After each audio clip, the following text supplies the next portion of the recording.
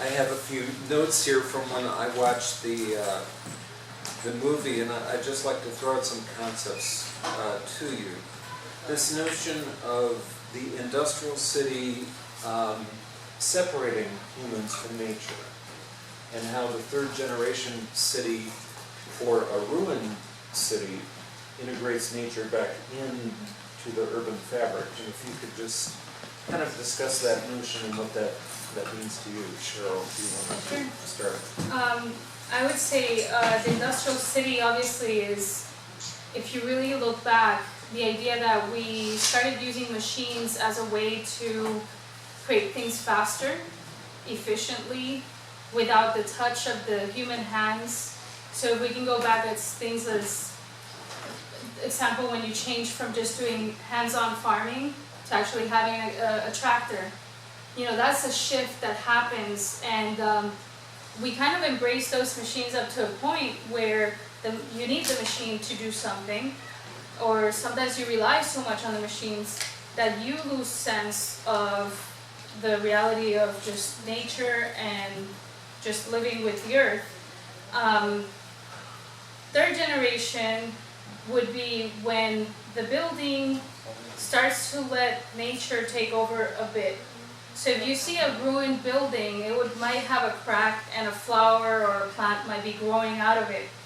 And if you kind of, instead of thinking on an industrialized mind, you would go ahead and seal the crack, because that building has to look new, has to stay new, has to stay industrialized. If you let those plants kind of grow out a bit, why not? Why not kind of let that nature seep back in? So the idea in a way is that the building kind of becomes part of natural landscape. He actually did, the first Ruin Academy in Taipei, Taiwan was old abandoned dormitory of students. So the first thing they did was take out the AC and open up all those windows that were blocked off and let the air in, let the sun in, kind of disinfect this building that was enclosed and subdivided internally to house more students than should have been sleeping in there, and turn it into, he has a garden on the basement that's growing out through the front windows so that people know there's something going on in there. So there's a bit of a change or a shift in the way that we live inside a building when you go into the ruin. You know what came to mind when I thought of a ruin, and we living in North America have a very famous one, and it's called Detroit, Michigan. And it was an industrial city, and it was built upon the automobile, and in many ways its success and the automobile's success ended up being its demise, because highways made it easier for people to leave the center part of the city and find the greener parts of the city and the suburbs, which led to more diverse, less diverse development and more monotonous development, and dependence on the automobile, which of course helped the automobile industry, but it did not help the city that created it. And so now we have the nature coming back into metropolitan Detroit, which at one time had 1.4 million people in 1950. And I just read an article recently where they're introducing goats into what used to be urban Detroit in order to take care of overgrown lawns and blighted areas. And then they're taking the goats and actually creating from that urban decay grass goat cheese and selling it to yuppies in the suburbs. So it's really sort of an interesting notion of the ruin and how cities can have a life of their own and really, in a sense, be reborn over time, given some creativity, maybe the power of nature. It seems like Lake Worth would be right for that. And yes, there are parts of the city that would. Marco Casagrande, he's a very profound thinker, and I liked his phrase that children are the kings, that they are our masters, and we can learn a lot from children. And I just want to see what your reaction to that is, and how the children of Artena reacted to your visit there during your 2 weeks? I would say the children, it's amazing because it's true, they're looking at it without too many preconceptions. They're kind of young mind, and to them it's like if something is new, it's just cool. It's another new thing that they're exploring. What was really interesting about the girls that worked on the garden, somehow, you know, we had our name tags, and one of them, I guess, remembered my name. I don't know why, the peculiarity of the last name or something. And she found me on Facebook after I left Artena, because she was worried that after they did all that gardening, the garden projects were with some of my roommates as well. Somehow, after we left, they had some kind of festival in the town. And the adults were, you know, threw again their beer bottles in the area and just left their cigarettes. They didn't care. And so the girls were really concerned. They are throwing their bottles and we don't know what to do about it. I mean, this is the message I get off Facebook. And I'm like, oh my goodness, what do I tell you? I mean, so I guess, you know, I told her as my advice was, what you have done is very good. It's very important. It's the start of something. Like, don't feel defeated if someone was throwing trash in your project. You know, with time, when you grow older, you can make the decision not to be like them. And also the idea that they still made a difference, even though these people were not seeing that. So in a way, it was interesting that, you know, going to Casagrande's idea, these children, the concern and what they captured and what they told us about what they wanted to do was so pure. There was no agenda behind their project. You know, there wasn't like, I'm going to develop a park because I'm going to make some money out of it. It's like, I'm going to develop a park because I want to play in it. So it's so pure that I do agree with him in terms of to learn from the purity of those ideas and that mentality, and not let yourself, I guess, forget the children inside of you when you grow up, because we tend to do that, and that's where creativity might die as well. So I don't know, there's a lot of things there that I do agree with what he's saying, and I guess that's in my interpretation how I see it. Okay. And Angelo, when you were a child in Artena, what was it like growing up there? Did you realize it was a different place than other places around Italy? Did you travel much? Did you have much knowledge of the outside world, outside of that little village, or was that your world? When I was a child, for me, my impression is that I felt that this village was different than the other village of the territory. For example, very close to Artena, there are other town, and very different than my town. It means that Artena, when we talk about Artena, we talk about a town, a village that was born in maybe 3,000 years ago, and we grow with different point of view. We grow with different community, and when I was a child, and I met, and after I attend the elementary school in Artena, but after elementary school there is for example, the high school.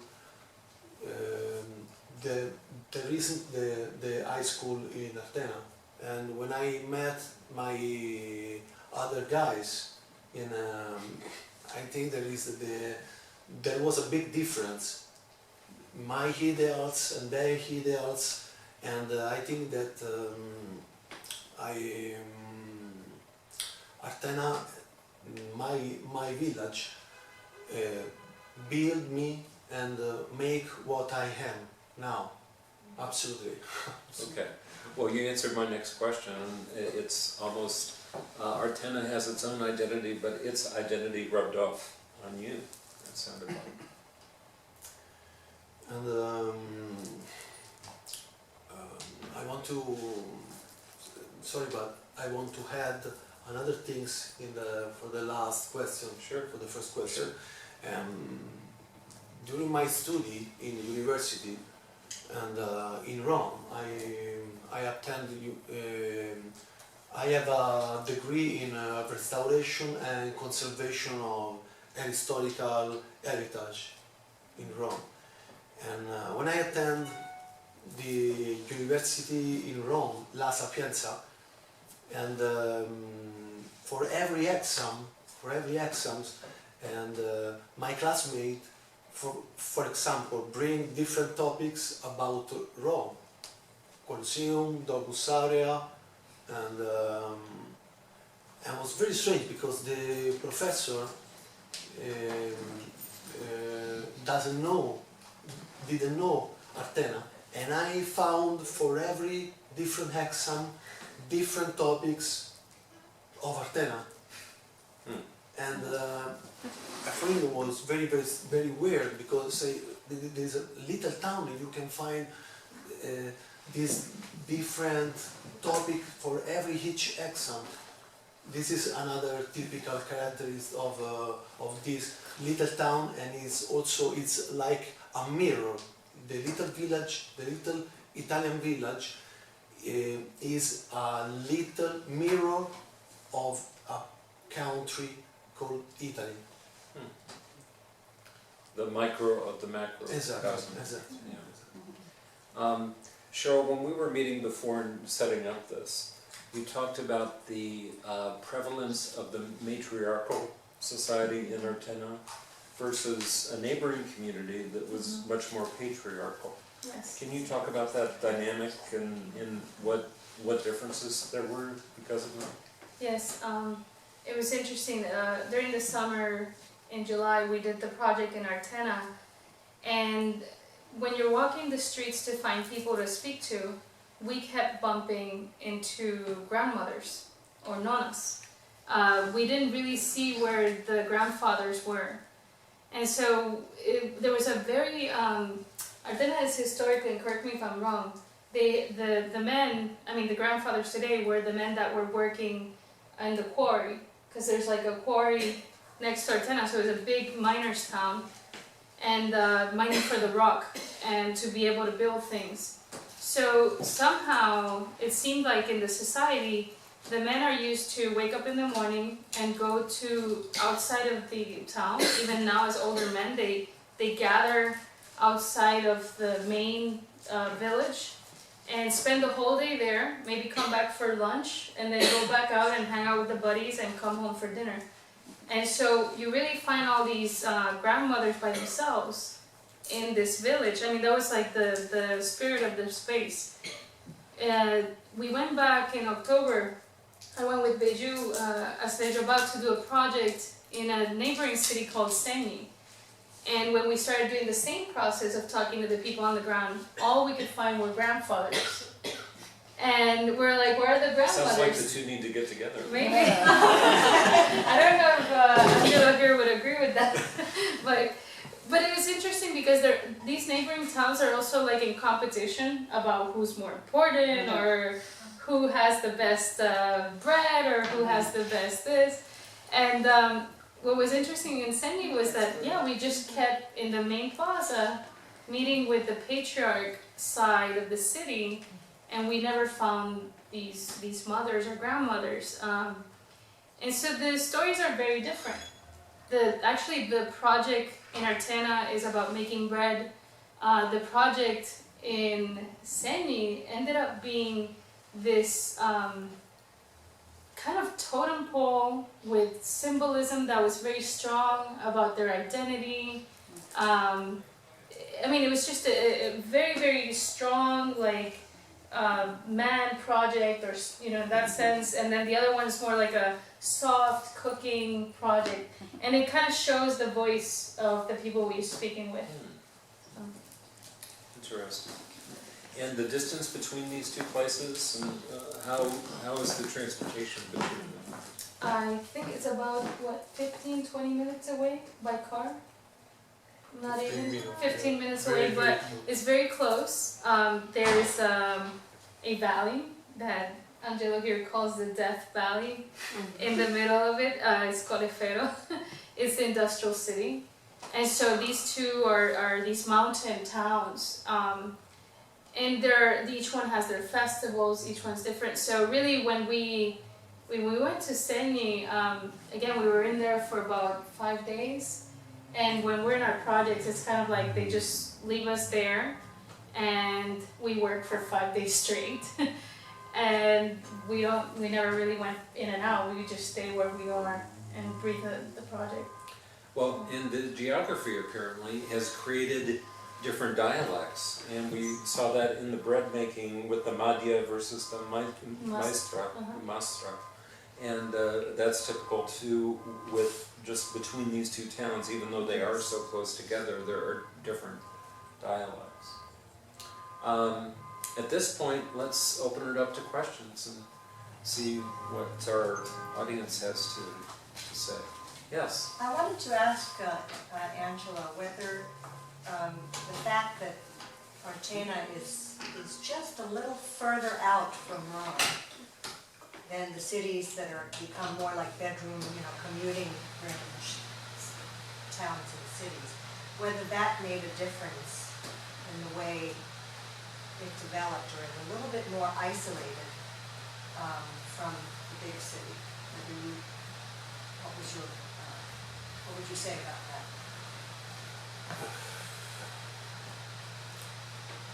I think, my opinion, my personal opinion is that Artena suffered about the isolation because, as you saw, it's the top of a mountain, and it is northwest side of Lepin chain, mountain chain, and maybe after the Second World War, as I said, there were the first link to Rome, to the big city, and but this little village suffered too much the near to Rome. It is very near to Rome because now, for example, it's only I call hotel town.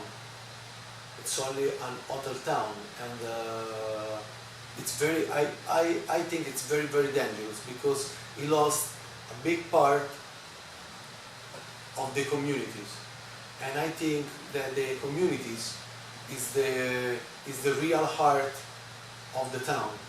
Because sometimes talk about the town, talk about, I don't know, maybe city hall, or talks about the church, or talks about something different built.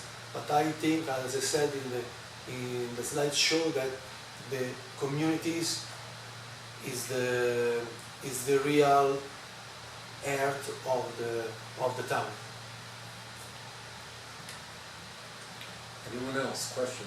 Yes, Richard. Last September, August, September, I took my first trip to mainland Europe and went to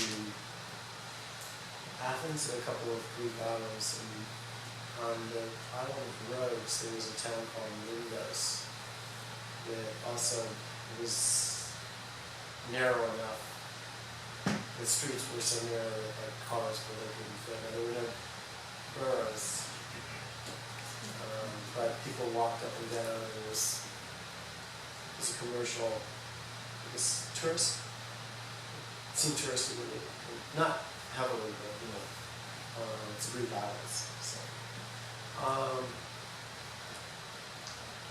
is this town, number one, here's my question, is this town like unique in the Rome area and it doesn't have the automobiles, it's pedestrian oriented? And the second question I have is,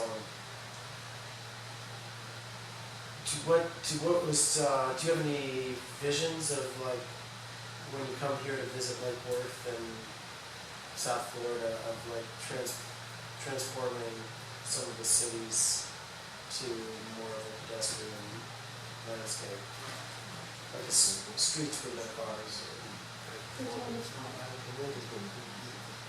The first question is, no, sorry, the first question is Artena unique in not having cars inside the historical center?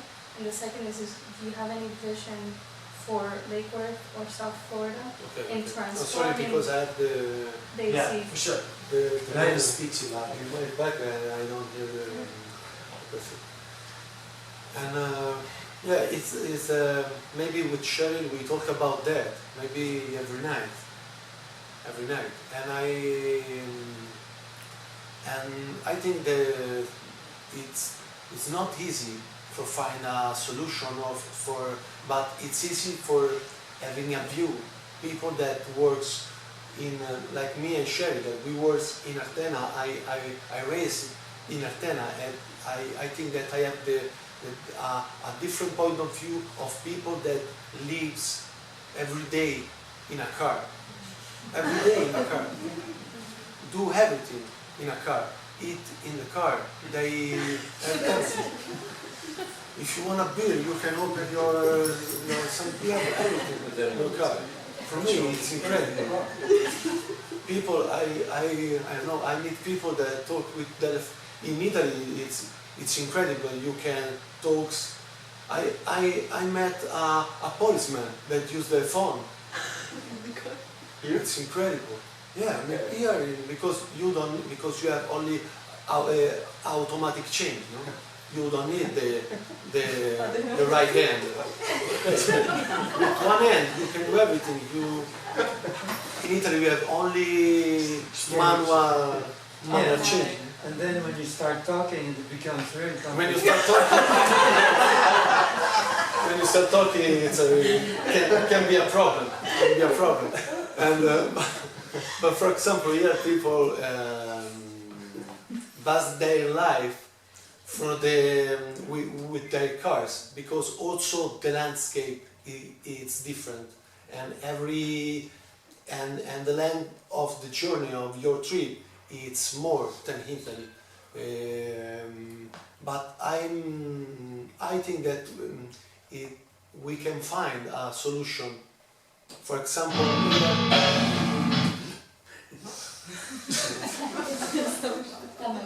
I said solution. We can find a solution. No, I'm just kidding. No, I told you that me and Sherry we talk about every night to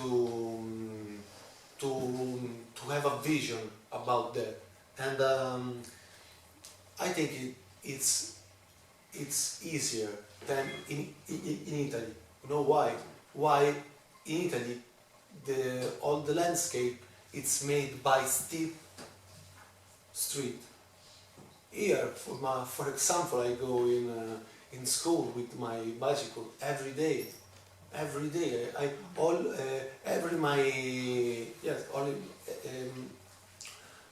it's 4 miles from the house and Is this FAU?